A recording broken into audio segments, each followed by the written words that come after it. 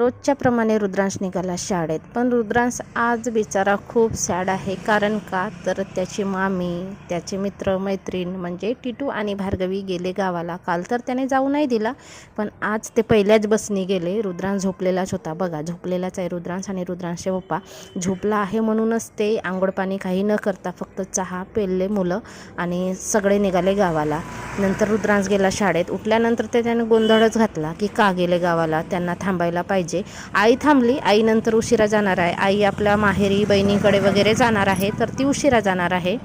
ची बॉटल बघितली आणि रुद्रांशला तशीच बॉटल पाहिजे होती. काल खूप रागा भरला होता, कसं तरी मनवलं. शाळेतून आल्यानंतर बॉटल घ्यायला घेऊन गेला. तिकडून आणलं बॉटल रुद्रांशला आणि ती टेम्परेचर वगैरे दाखवते, त्याला टेम्प्रोमाइज म्हणतो रुद्रांश. सोबतच मी एक घंटी घेतली देवपूजेसाठी. बॉटल घेऊन तर रुद्रांश हॅपीच झाला आणि त्याचा आवडताच कलर होता. नंतर रोजच्या प्रमाणे फिरायला गेलो. फरक एवढाच होता की आई सोबत होती.